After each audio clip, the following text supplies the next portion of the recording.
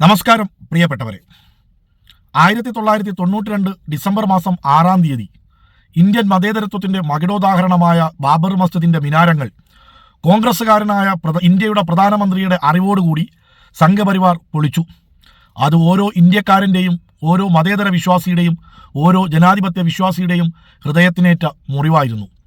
പക്ഷേ ഇന്ന് അതിനെക്കുറിച്ച് പിണറായി വിജയൻ സഖാവ് പറഞ്ഞതിനെ ആസ്പദമാക്കി പത്രപ്രവർത്തകർ, മാധ്യമപ്രവർത്തകർ RSSൻ്റെ ആശയവുമായി കോൺഗ്രസിനെ നയിക്കുന്ന RSSൻ്റെ ശാഖകൾക്ക് കാവൽ നിന്ന കെ സുധാകരനോട് ചോദിച്ചപ്പോൾ സുധാകരൻ പറഞ്ഞത് ജാംബവാൻ്റെ കാലത്ത് നടന്ന കാര്യങ്ങളൊക്കെ ചോദിക്കാൻ നാണമില്ല എന്നായിരുന്നു ചോദിച്ചത്. ആ വീഡിയോ ജസ്റ്റ് ഞാനിതിലൊന്ന് ആഡ് ചെയ്യുന്നു. ഇപ്പം മുഖ്യമന്ത്രി അവിടെ സംസാരിക്കുന്നത് ഈ ബാബറി മസ്ജിദ് വിഷയമൊക്കെ ചൂണ്ടിക്കാണിച്ച് എന്തായിരുന്നു സംഘപരിവാർ നിലപാട്, സന്ദീപ് വാര്യർ പോലുള്ളവരുടെ നിലപാട്? ജാംബവാന്റെ കാലത്തുള്ള രാഷ്ട്രീയം പറയാൻ വേറെ പണിയില്ല നിങ്ങൾക്ക്. 1992 നടന്നത് ജാംബവാന്റെ കാലത്താണെങ്കിൽ ജാംബവാന്റെ കാലത്തിന് മുന്നേ നടന്ന ചില കാര്യങ്ങൾ എനിക്കും ഓർമ്മ വന്നു.